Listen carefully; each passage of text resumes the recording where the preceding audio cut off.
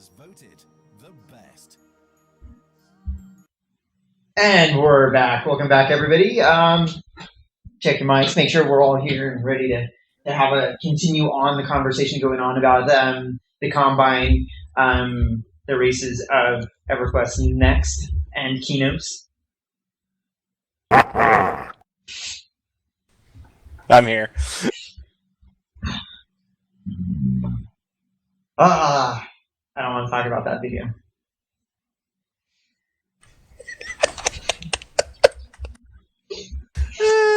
So what's our topic? Not that video. All of the things that I like. Not that I'm saying I like the video, but all of the things that I like. He's like, eh. I like you. Aww. Hey, honey, it's too late to grind wife rep. I'm sorry. You have gone into the hated section. You just start all over again. I just went to a bad place when you said grind wife rep. You went to that place. She wanted you to go to that place. That was her intention, was for you to go to that place. And on that note, Dark Elves. Dark Elves. Will they be a part of the combine? We don't know. Actually, we know. We know that they're going to join. It's the reason why they're going to join, and I guess this is speculation, but one of the things that, like, from the workshop show video that they showed or they talked about is that when the combine races get back to Antonica and start establishing keynotes, that the Dark Elves are already there. They've already come back from the Umbra, whatever. But in that period of time, they're going to make a decision on why they reach or why they joined the combine, why they now are allied with keynotes. I think it's going to happen. I think that's the way it's going to happen. But there's still a bit of part of me that says that maybe we're over dramatizing the relationship that they're going to form. That they're not going to join the combine. Maybe it's just a trade partnership. Maybe they're or not even a trade partnership, but just some sort of relationship that gets worked out. That you see Dark Elves freely walking in keynotes. Do you think maybe perhaps raise his hands out of curiosity of his brain? In today's EQ world, we have good, neutral, evil, right? Let's say we know that all the combine races are kind of working together, but let's say if there was more of a you pick your race, but like this race would be considered more good than these races, and these are more of a neutral, like they're okay with what would be the Dark Elves and the Ixar, and the Ixar would be considered not evil but different, sort of like you weren't with us, but keep your distance. So they're we accept you, but you're different still. Like So and then you can kind of make your choices that way, and maybe they're attuned more to like the evil classes versus something that's a little more good. Maybe, I don't know. I had a thought.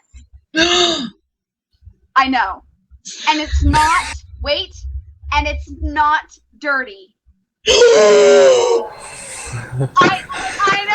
I know. Okay, so. Well then. I was gonna say, are you hit me with it! I'm so excited. Tell me more. Okay, so they've said that they want the gods to be neutral, right? They want them to be neither good nor evil. Okay. What if Kinos isn't a good city? What if it's like completely neutral and they allow you to go either way? Oh my god, it's like a swingers club. Totally. Why?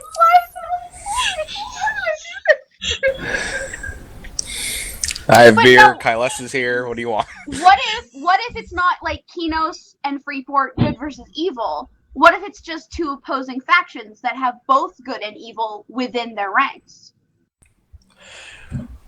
Absolutely. First of all, yes, SOE, please, yes. Finally, a company that may get it. That I want to be evil, but I want to play with my friends. Yes. Maybe the Freeport humans aren't like antagonistic towards the Kinos humans because of some sort of like, oh, you're evil, I hate you because you're evil, and I'm good, or any sort of relationship like that. Maybe it's just like the Freeport humans are like, we don't trust you because you pissed off the dragons and drove yourself off the continent, and now you're coming back. Why would we want to trust you? You've made bad decisions, and all of your attitude shows that you haven't learned from that mistake. And so maybe that they have an icy relationship between them, that they don't like one another, and it has nothing to do with good and evil. Maybe it's simply because it's like, no, we don't want you dragging us into your war. And that could go. Sorry. No, I was going to say it can even go deeper. It can go by, why did you leave? If you love this land so much, why did you choose to leave it? Why not stay here like we did and fight and stay here and try to survive through it? Why leave? Like, why cower away? Jerks. Right, and then like I was thinking is the relationship is that if you're as your character align yourself with one of the cities, like you are like, hey, all of the guards at Freeport know who I am. They know me my name because I help them out all the time. Maybe the Kinos guards are like, dude, you can't come in. I'm sorry, but we don't want any of what you're bringing to come into our city wall, and you're not welcome here. Even better would be if they didn't care. Like, no matter what your faction with Freeport was, you could still walk into Kinos and do business. Sell your stuff, vendor trash, whatever you're gonna do. I want that. I want there to not be two opposing factions for the cities. I want them to just have, like, maybe every once in a while their rallying calls will be against each other. And then, like, during that time, you can't enter the opposite city. But I want there to always be that shade of gray in everything. So, like, you can sort of, like, walk the line between good and evil. Not that I would ever do that. Ever. So what I'm hearing is that they fight like boys. They quibble for a little bit, and then it comes to blows, and then they dust themselves off and they shake hands, and they go their different ways, and it's fine until they have to do it again. Maybe. But I'm definitely hoping that there's not this is the city you start in, you should follow this city, and then there's this other city, and everyone opposes that city.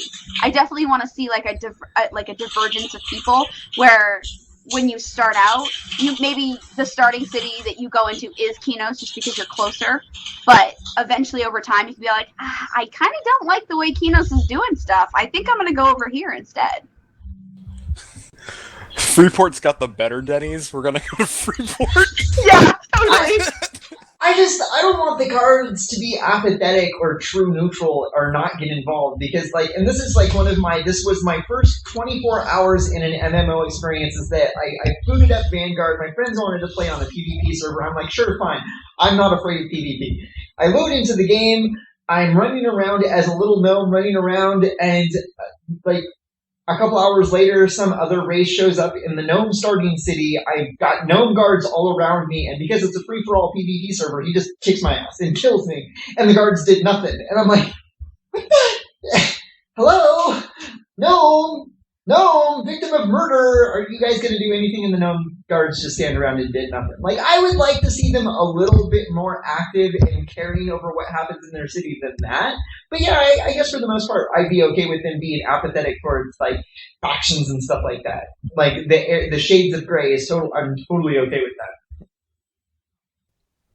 Did you say 50 Shades of Grey? No. Go to your corner. Shucks. I never read those books. I have no intention of reading those books. I'm not going to get into it. It's not the show. It is never the show for that. No. Well. No. Non-cast, whenever that starts. Non-cast. That would be the show for that. Setting the bar lower with that show. Great. It goes lower? When it, yeah. I would try to non-cast. I'm trying to set the bar as low as possible. How low can you go? As low as it can get. What was our topic? Gnomes and hunting them. Freeport! Oh, Freeport. wow, hunting gnomes. I want to punt gnomes. No. Gnome? No. No gnome hunting. My first character was a gnome. I don't understand. I used to he was a short guy, no hair. The white beard instead of a brown beard. First introduction ever. Check it. I am Lieutenant Jobs, the magician. Magic user, baby. Hey. Do you know what that makes me think of? What? Do you know what that little sound clip makes me think of now? What? The movie that Tan and I were telling you about last Oh, weekend. Knights of Badass. Knights of Badass. Have you watched that yet? No, I'll do that tonight. I better. What? Yeah, I'll do it tonight. You better. I have to. I promised that I'd play more Hizzy with everybody. Calling it Hizzy. Hizzy. And then Hizzy. No, never again. Never, ever. No, you cannot speak like that ever again. Okay. I would pay another $1 just to get him to say that. What's that? He would pay $1 To hear you say Hizzy. To say one more Hizzy. time. Hizzy. I said it just twice. And it's time to build Tamlin! Is that the alarm? Oh, whoa! We gotta turn off the cameras for that. What? I don't know what you're talking about here. I was talking about my cow MMO in Gorgon. Yeah, no, totally. That's what I was talking about. Yeah. Lies! Good or evil? Good or evil? You can get that milk. No, you can't be good. You have to be great.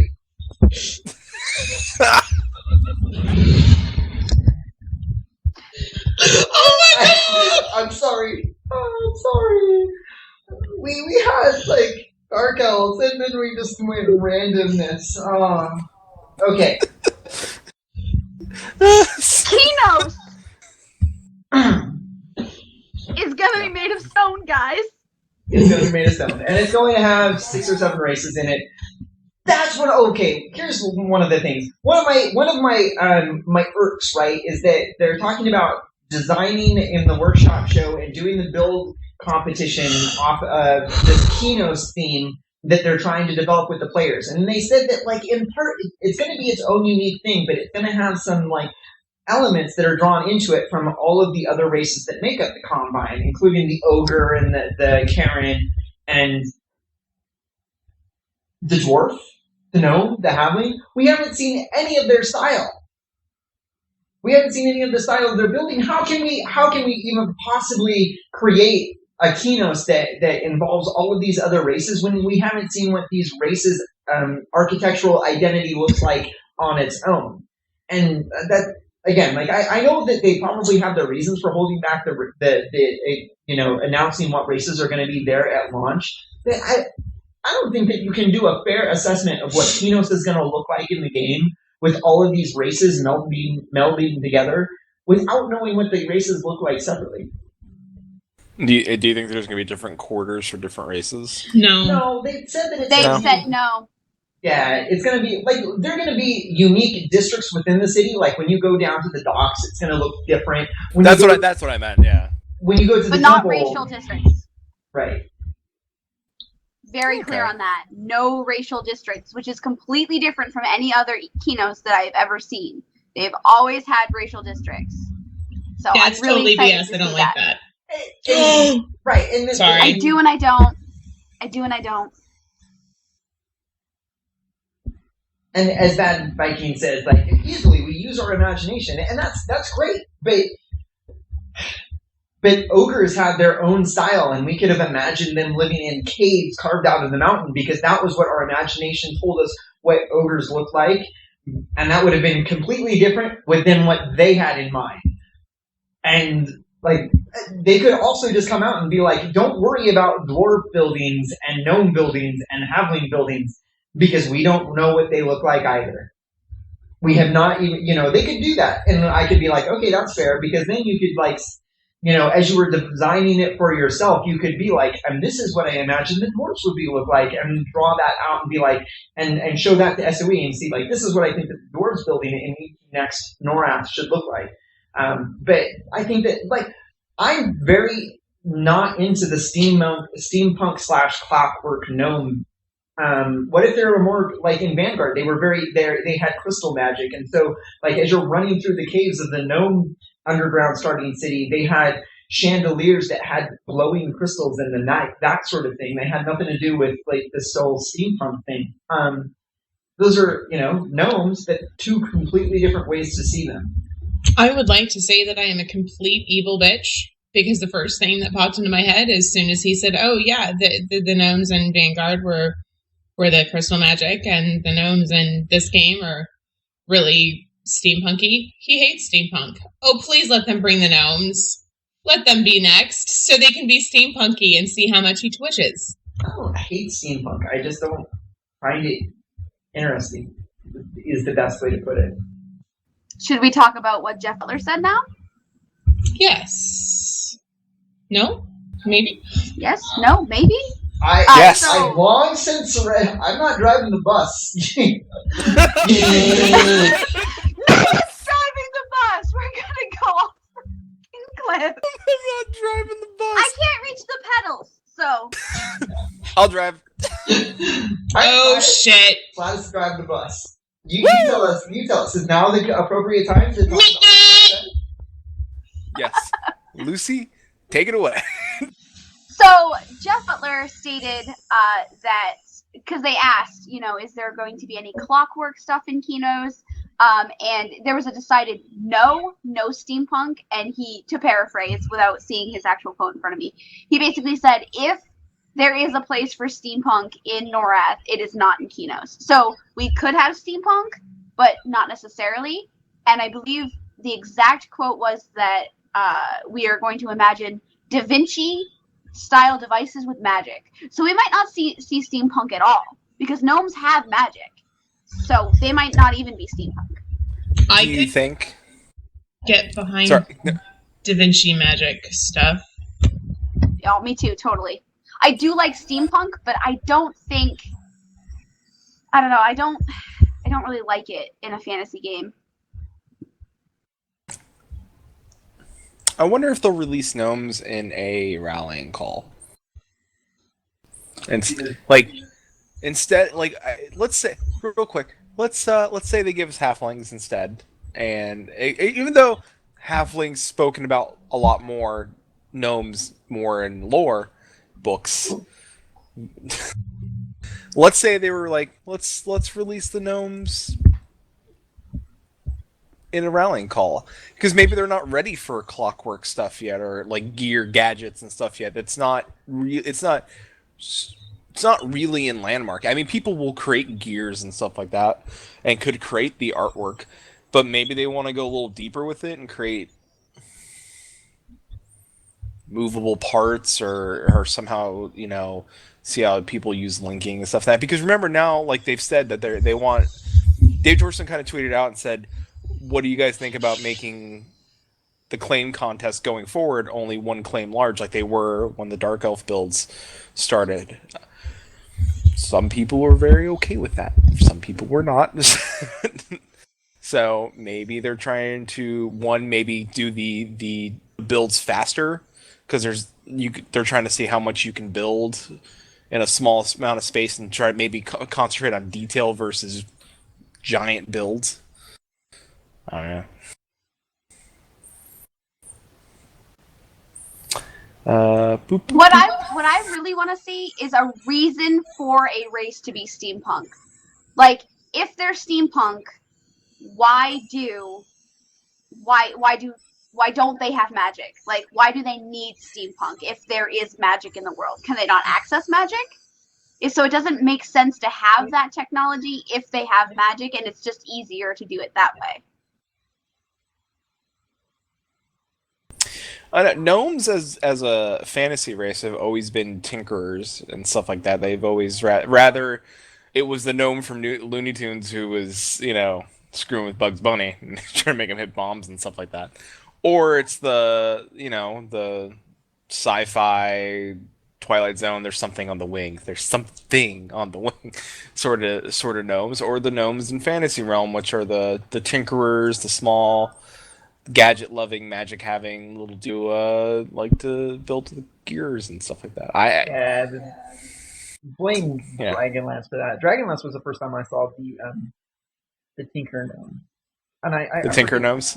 Yeah, I forget what it was. I think that they were just called the Tinker Gnomes in Dragonlance. The Tinker Gnomes, yeah, they were just Tinker Gnomes. But until that point in time, like they were brownies.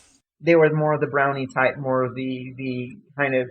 Like there was the Fae, right? There were all these different fairy races, and you had different varieties of fairy races. You had brownies and redcaps and gnomes, and even the elves were just a branch of that type of fairy thing. And I mean, this is how I, you know, up until I was like 15 or 16, and then it was like, oh no, gnomes and dwarves, and you've got the both of them like working with their hands, but gnomes like tinkering and building machines and stuff like that, and dwarves like carving stuff and building tools and intricate armor, and they're more in the embellishing type position. And that was like, I don't know. I don't like the way that conflicts with me.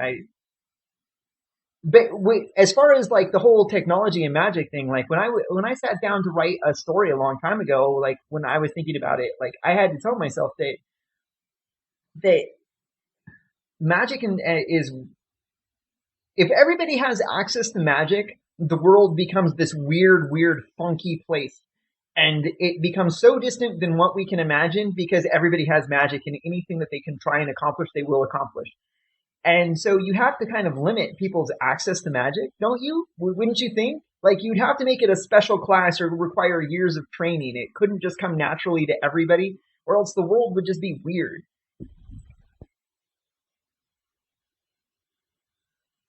Yeah, it would. So, magic was everywhere. In the same regard, if in a world with magic and technology, like everybody can master technology to a certain degree, like because it follows certain things that you can repeat. I don't know. I always see like whenever you see technology and magic existing, that is always where real conflict in a fantasy setting would be. Because those who have access to magic and those who have mastered technology. Fireballs against cannons, guns against, you know, like power word shields or protection from missile type spells. Lightning bolt, lightning bolt, lightning bolt. Two damage. Spell of resurrection successful. Regeneration. Oh, I want to cast magic missile. Oh god. At what? At the darkness. No, guys, I have brown eyes. I said I had gray eyes. But now I have brown eyes. But now I have brown eyes. Guys, I just want to be at the bar. It's just roll. Are there ladies at the bar? Somebody roll the dice and see if I can get. Am I getting drunk? Yes, you're getting drunk. Awesome. That was me, by the way. Every D&D, I was that guy. Oh my goodness. If there's ladies at the bar, I want to do that.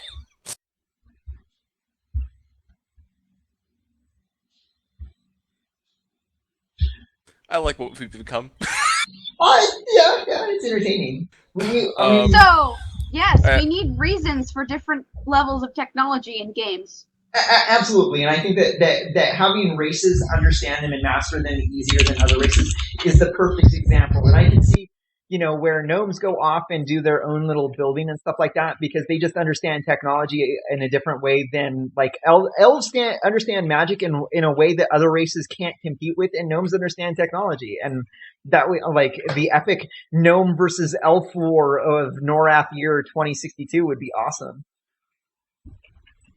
Again, and that would be like, cannons versus magic missiles. Yes. Well, I don't. Well, what do you guys think? Do you think that since they're talking so much, do you think it's going to be a half elf, like not half elf? I'm sorry. Do you think it's going to be a world full of halflings at first, and then gnomes would come later in a rallying call? Yeah, I think that they're going to be there at launch because they're in the books. But not playable. But I don't think gnomes are going to be a playable race. Right. They might introduce races as rallying calls. They've said that. They also might introduce classes as rallying calls, or they could do anything with rallying calls. Is basically what they've told us. But I really do think that halflings are going to be the playable short race. That besides dwarves, I guess they're short races. I think that halflings are definitely going to be the playable race over gnomes. I don't know why I think that. I just think that gnomes have more lore behind them and a different flavor of lore, so they're going to want to capitalize on that and use it for a rallying call. Yeah, as someone who I like writing stories every once in a while, and as an author, you always kind of want to have like that thing that you can pull out that is interesting and important to read. And I think that I think that it is halflings that are going to be played at launch. But either way, that it's going to be there's going to be some sort of story element on why that other race didn't come back to Antonica. Like whether or not like the halflings, it makes sense that the halflings don't go and journey with the combine races back. Because it's like, dude, we've got our farms and everything and we're happy. There's nothing back there that we want. We're not going to fight this war again when we don't have to. Well, it could be that. But it makes sense. But is it interesting? Like as a storyteller, if I'm trying to tell a story, is it an interesting story that that's the reason why halflings aren't there? No, it's not. Not to me particularly. However, whatever reason that they might construct that the gnomes don't travel back and thus aren't a playable race at launch because they chose to make the decision to stay behind, all of a sudden, like whatever caused them to make that decision, all of a sudden that's interesting. You want to know, well, what is that? What is it that caused them to want to stay behind? And again, this is wild speculation because we're only guessing that these are the races and the gnomes are going to be the race that aren't playable, blah, blah, blah. It's a lot of speculation, but already I'm interested in it. I'm interested in knowing why the gnomes stayed behind or why the gnomes came back and went like, okay, thanks for the ride. Peace. We're out and left. And as a race altogether said like, no, we're done. We fought your war. We ran away. Now we're back and we're done with you. And that's an interesting thing that I would want to read about, or I would want to try and understand better because it's interesting to me. I will say this, based on what the chat Fanamex and Dave Georgeson were kind of having about rallying calls and stuff, like, and Krona, I think Krona got involved too as well. Dave Georgeson did kind of point out it's not all just story with rallying calls, it's also history. So some of these rallying calls are going to lead us on the path of learning what has happened from the point that we left and the point of coming back. Like what happened in that gap of time, and there's going to be some rallying calls that and that's cool to me. That's really cool. Like, right. And isn't that like speaking of my first experience, like I got into Warcraft mid Wrath of the Lich King, and I had played Warcraft 3 and I had known the story a little bit. But Gladys, do you remember when you went into the quest in Dragonblight where you went and you watched Arthas pick up Frostmourne again for the first time? Like it was a flashback scene. So it was part of them giving you a quest, but also them telling you the story of what had happened if you had not previously seen it before. And I was like, oh wow, that's awesome. And I think that as MMO developers, they're going to want to slip that type of stuff in their stories that are out there in the game, so that like people that are hardcore nerds like we are to an extent are all caught up because we've read all the books and we've done the speculation and we've read the forums and we've talked about it. And then there are those other people that are just playing it for the first time without all those other resources, and they're like, oh, that's cool. I didn't know that. And now they know. Yeah. And I think that's a cool way of one, sharing story, and two, making lore, I think, accessible to people in a way that's fun and engaging without having somebody that may not want to read the books and kind of show them in game what had happened and stuff that we may not know. We may be only knowing, like, getting these chunks and pieces of story, and there may be other things that they have not released to us yet. So I would like to see more. As a matter of fact, that reminds me of one other thing, is that the next I think we all want to see more. the next ebook is in the queue. The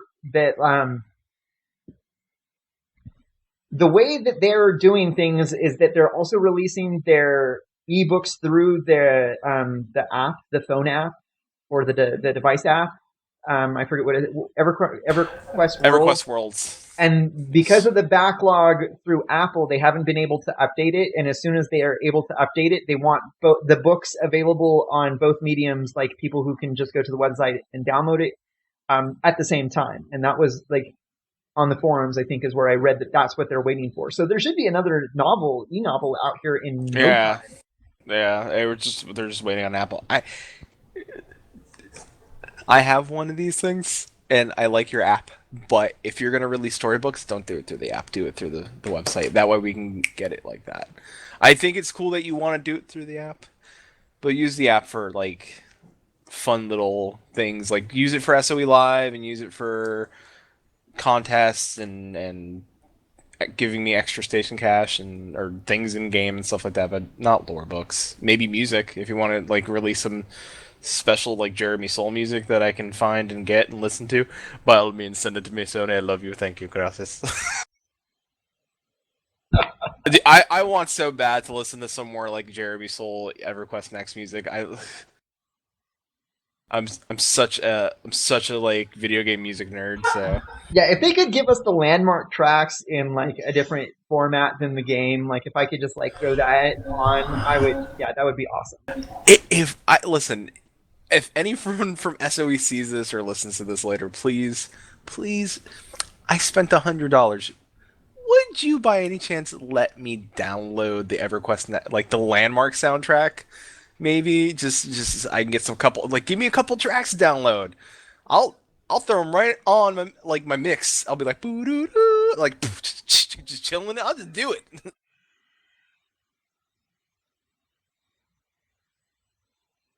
I love soundtracks.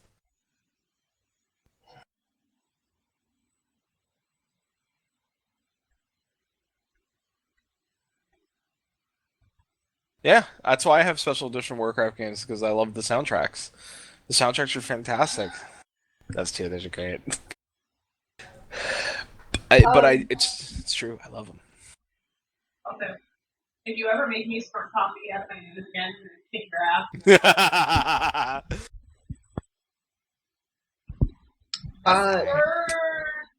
So why don't we turn it over to answering some questions? If you have any questions, go ahead and write them in chat, and we'll do our best to try and answer them. I think one of the questions is how many characters can we create? I'm going to guess it's going to be a low number, 2 or 3, and they're going to monetize it that you can purchase additional slots. But they've already said that they don't want you making more. Yeah, they don't want you having to create alts and stuff like that. They want you to be able to experience the entire game with one character. So, yeah. But it's my prerogative. How I play the game that I pay for, however I pay for it, they shouldn't dictate to me how I get to play the game. No, you can. Go ahead and buy some extra character slots. Do I have to pay extra because it's the 3rd instead of the 2nd? Or the 4th instead of the 3rd? I think that it's going to be a low number to start with. And maybe 4. Yeah, so I think they'll cut us off at 3 to 4. Guild Wars 2 was like 2, 3 that you could start with. It was 5. It was 5. Okay, I was wrong. It was 5. But you could buy extra. You bought that game, so yeah, you could buy extra. But you spent money on that game. This is a free to play game, so this would you expect maybe 4 at start, and then buy more slots if you really need it. Really. I think it's even lower than that, because they have seriously stressed the need for only one character and that you don't ever need alts. So I'm going to go even lower. I'm going to say that maybe he'll get 2. I will say this though, that lost my train of thought. That what I think they're gonna really monetize is racial change potions, because as we get rallying calls and we unlock new races, Yes. you don't want to take all your hard work and I really wanted to make a Fae. I want to make a Fae, and then it's like I only got 2 character slots. What do I do?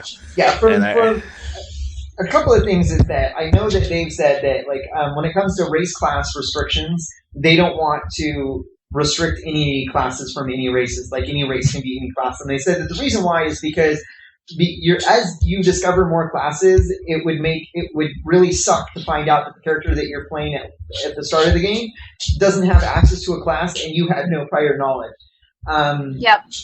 And I think that that's sort of the same deal, except that you now have those race change potions that you can instantly change into a new race. I will say that I do not think that there will be any races that you will have to purchase at launch, or the races that you're going to be able to play. Those 8 races are going to be the 8 races that are available. It's not going to be like you'll find one through gameplay later on type thing. It's going to be, there will be a rally call, and then it'll be a big rally call, and then it'll be and now this race is available as a playable race to anybody, and you can change into it if you should so choose. Yep. Which I'm down with. I'd rather buy a race change potion than buy a race. So I'm down with that. Same here. I would rather buy a race change potion once we unlock them. I want to specify, once we unlock them with rallying calls, or however we are going to be able to unlock them. I want to have to unlock them first, and then I'm okay with buying the race change potion to be able to change my character into that race so that I can play that race. I would complain about having to pay for a race, but I pay more for purple, so. I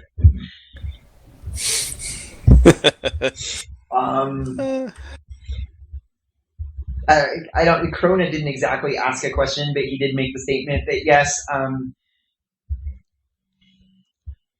do not buy music from Jeremy Soul's company, which I forget the name of it. Whoa.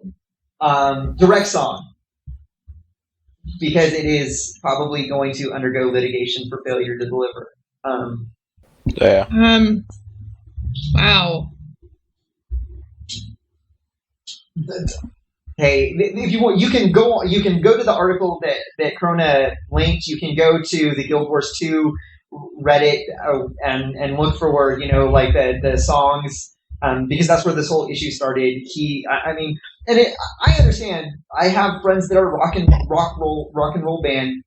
Oh my god, I have a friend. He's my rock and roll. He has a famous freaking friend. He's not that famous, but he is in the music industry. He makes music for a living, and all of them are very protective about the music that they create and how people are downloading it, and they don't want to restrict it. They just want to control it, like how you're getting it from them. And all I'm going to say is that Jeremy Soul's company is controlling it in a non-good way. It's not good. Don't buy it through there. I'm not saying pirate it. I'm absolutely saying don't pirate it, but just buyer beware.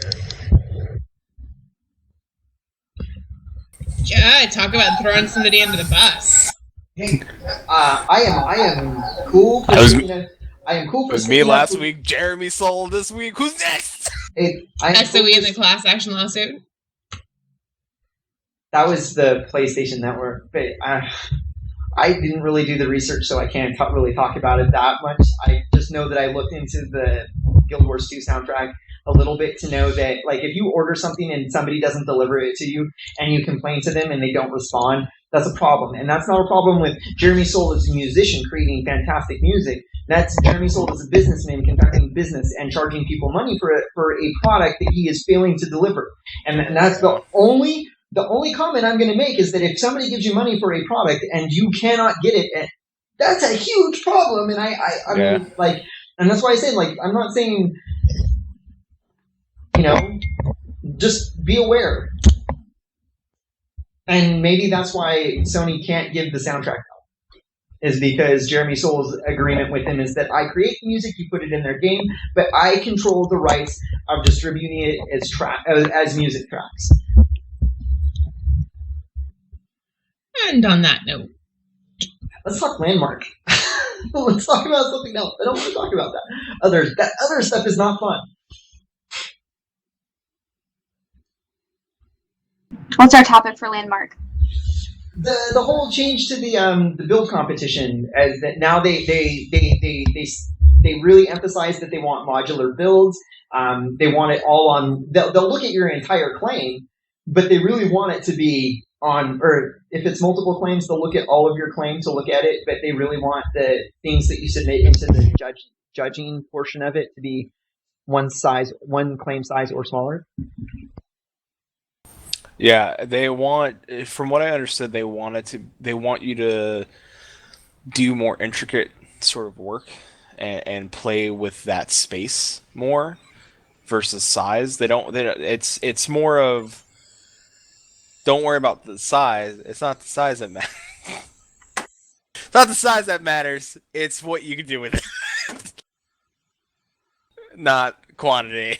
It's really what they're looking for. Sweet. Oh, jeez. Oh, God. It happened. That happened. That all happened right now. Oh, my, what? All right. Somebody got to London in a rowboat, right? That happened? No, I'm saying that we went there, we didn't hesitate, we didn't stop. No. Do not pass go, do not collect. No, there's 200. no Gandalf on this bridge. You shall not pass. Screw you, Gandalf. We just blew right past him. We just went for it. No. You know when they say you can't simply walk into Mordor? I'm sitting there going, I simply waltz right in. But I do hold up a box of Thin Mints from Girl Scouts, and I was like, here you go, guys. I'm just saying. Yeah. Whee! So my take is that I think they want to put with the one claim judged, not one claim entered into the competition, just one claim judged, which Dave Georgeson stressed a couple times to a couple different people. I think that what they're trying to do is cut time out of the judging so that they can speed up the process, which I think everybody would appreciate at this point, especially the people who are slathering for EverQuest Next. And I also think that the modular builds that they're talking about and the changes to the bases, so that they're like the team ups, are so that they can use our builds to create ruins and procedural content for EverQuest Next in the layers below the actual cities. So they can take our builds that are like actual cities and turn them into ruins underneath the ground. That's my take, especially since Kinos is built on a ruin, or built on or out of a ruin. Yeah, and agreed. You're probably you're the builder among us. I'm the dabbler. I could see it that way. I can also see that the change also means that it's easier for them to like port your creation into their creation and make a city faster, because they can take like a one building here, a one building here, and a one building here. And if you make a big structure that is totally unique in the world, they can't create multiple copies of this unique piece of architecture to put into the world. It's going to be like, hey, there's this fantastic, that ogre monument thing that we were talking about with the broken chain. It's like, it would kind of be cool if one city had it in there as like a centerpiece, but if every city had it in there as a centerpiece, would it have the same sort of compelling impact? And I think that that's why they're like, we're thinking more modular, like an ogre. like if you do 5 or 6 ogre houses that are modular and somebody else does 5 or 6 modular houses, we have 12 houses, but do you know how many variations of a street we can make with just 12 different houses? And I think that just gives them more variety to work with. Yeah. And I guess that's the other thing that I think that they're actually, like in previous builds, they were just using the building competition to flesh out the style guide and actually define it a little bit further and get some inspiration for their art team. And the way that it sounds like they just want to be able to plop it down in the world, that's the first time they're saying like, yeah, we're going to take your building and plop it down into the world. Yeah, I mean, yet again, like I was really impressed with the ogre builds. Like there was nothing I saw, like nothing that I saw that was terrible. Everything was fantastic, but a lot of it was like the bridge. It was like a lot of stuff. It was like, I don't know if they're gonna put a bridge. It's just like, how many times do you want to use your bridge in game? Like I want them to like, and plus I want them to for these build contests to go quicker. Like I feel like if they limited the space, like I think they can manage it and say like, listen, you have. How long did this one go for now? This was since SOE Live, wasn't it? Since SOE Live. Forever. Yeah, that's a long time. That's what's almost 6 months worth of building time. Can anyone that joined or did that build or participated tell me, did it really need to be a 6-month build? Did it really need to be that long? Like I understand, like the holidays hit, they were at SOE Live. Like you could take out, let's say, take out December, all right, for holidays. Take out November for holidays. Take out SOE Live. So that's still for them, the company side of it. That gives them 3 months. But still, like, just to get everybody in a room and say, like, which ones do we like 8 weeks. Fugazi said 8 weeks. Lucy, as a builder, do you think 8 weeks would be, which is 2 months worth of time, would that be good enough for a build contest for that scale? I have never done a build for one of the races. I will state that right now. However, my build that as you so pointed out last time, I did win a team up ruin build. And I will tell you that it probably took me from start to finish to make that build, I want to say less than 8 hours. So, But it's not a race build. It's not a race build. It's not. More intricate and more detailed. Detailed, yeah. Now, Krona says that people aren't thinking about how they could win the competition with a mundane building. However, that's what they want. They want, like, the houses that they can paste side by side to create a city for EverQuest Next. That is literally, I think, what they want. Is they want you to create a mundane building. And just because it's mundane doesn't mean it can't be intricate. Just because it is, a small peasant house doesn't mean that it can't be interesting. I literally made 2 tents and a campsite. And I somehow won because I added like little details, like a skull here or like a book here to suggest a story behind the ruin. And that's kind of my idea is why they picked it, because it wasn't that visually impressive to me. I don't think it was. I just think that if it has a story behind it, if it has those little details that when you walk into it, you say, I can see this being in a living world. I think that's why they picked them. So I don't think that you need to be grandiose. I don't think you need to build the giant, sprawling city market. You could just create like a really cool market stall and still win. But that's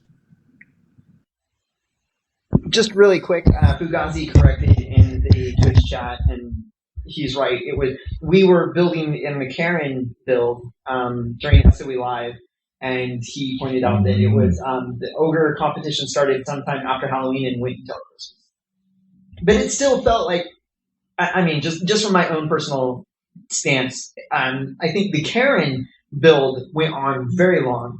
And now it seems like all of the other races competitions seem like they're stretched out too long because of how long the Karens were. Yep. Yeah. And go ahead. I'm just going to say that, like, I totally agree with, like, building. I totally agree that building with a story. I might have been muted now. Hold on. That building with a story behind it is definitely more interesting than just just generic stuff. But I don't know.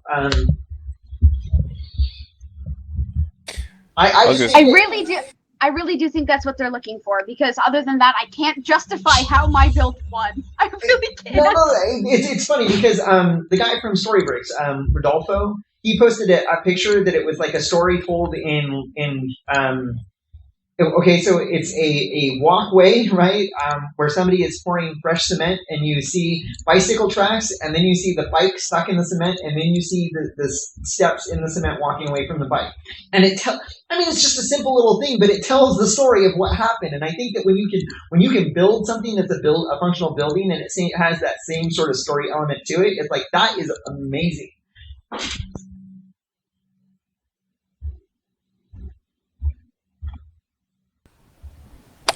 That's real quick. I was gonna say, we have more questions, right? Or do we answer these? I haven't seen any questions pop up. You guys have any final questions? We only have a couple of minutes left before we stop the show. Put the brakes on. Pull over. There was one question about hitboxes and how they're going to do it for different sized races. I honestly have no idea. Because like Smite, you don't exactly have hitboxes, but do the bigger gods in Smite have bigger hitboxes? Everybody has the same hitbox, and so it's probably just like, but it's three. But EverQuest Next is going to be 3-dimensional because Landmark is 3-dimensional. Like, you have to worry about your vertical, like aiming high or aiming low when you're swinging and stuff. Otherwise, you'll miss. And so I don't know.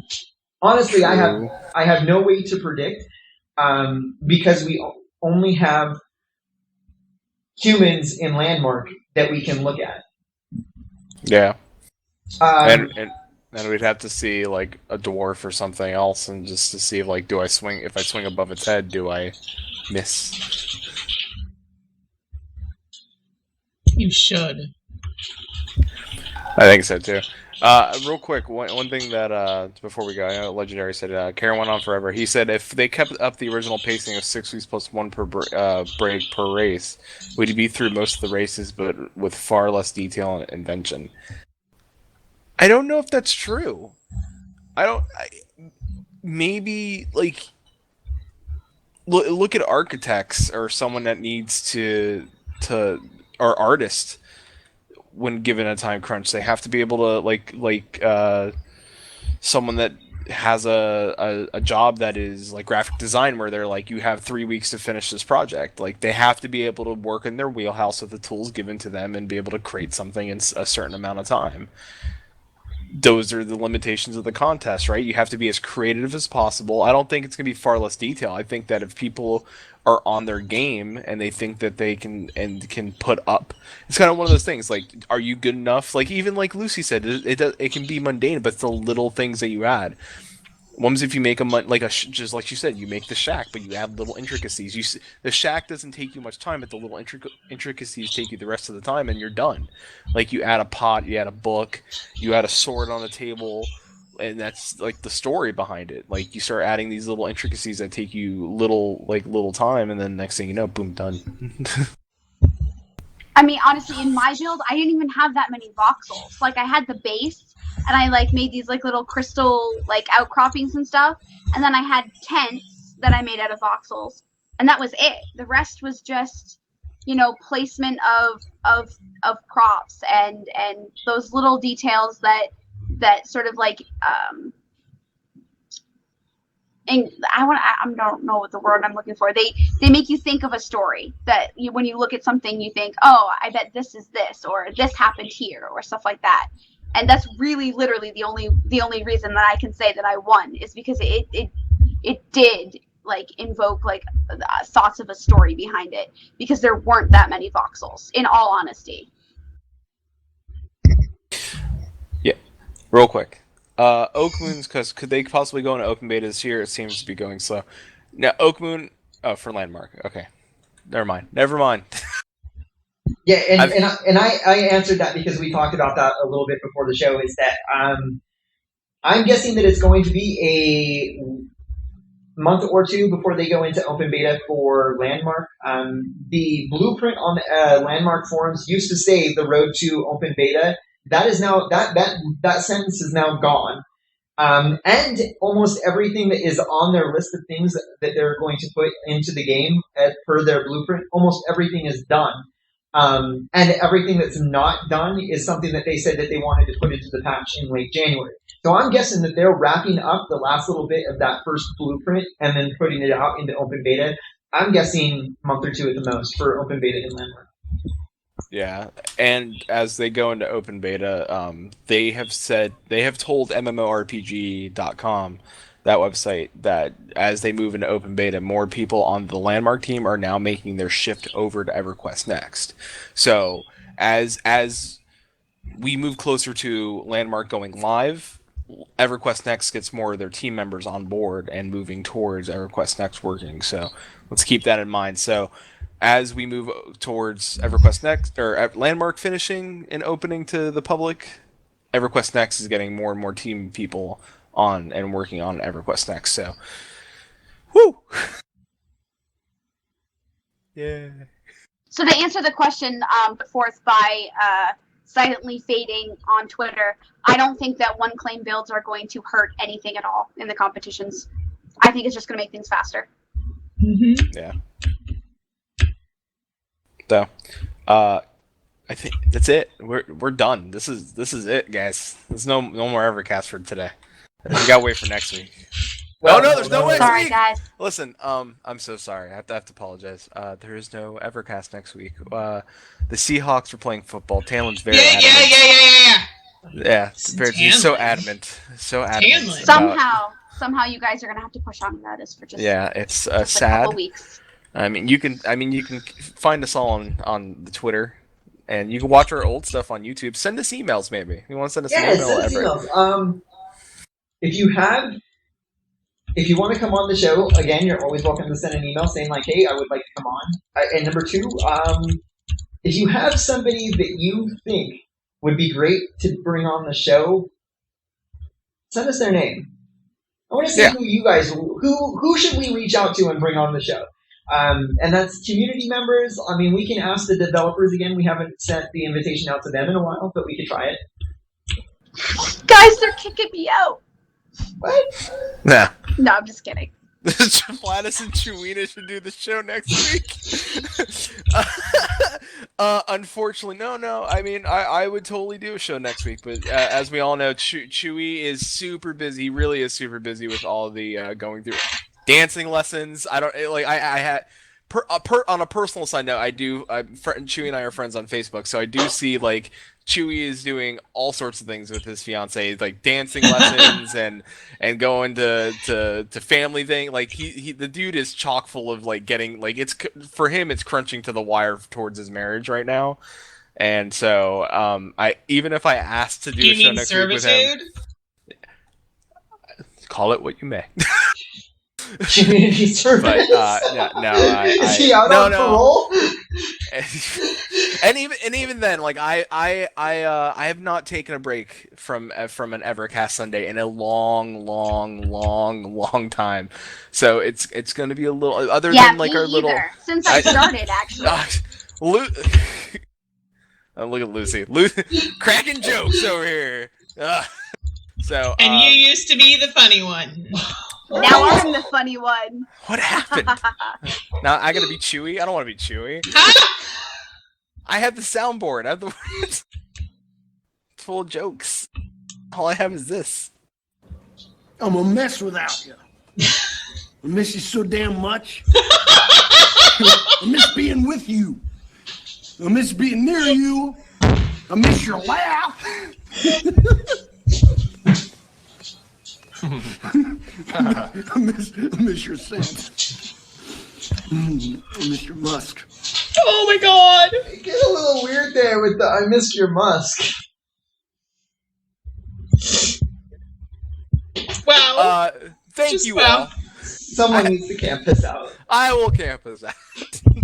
Thank you all for joining us on episode 45 of EverCast Show. We will not be here next week, but we will be here the following week after. The Seahawks win. Yes, and also, guys, we are 5 episodes away from episode 50. That would be we're halfway there to 100. Can you believe it? So We're stay tuned. almost at 2 years. I know. We're almost at 2 years, and Lucy's our new. Like things are getting crazy over here. God, no, who knows what's gonna even start happening? So Maybe eventually EverQuest Next will release and we'll be able to. That's just crazy. Holy that's crap! crazy. That's a thing. That's a possibility. What?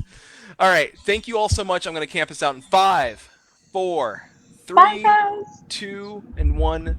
See you in 2 weeks.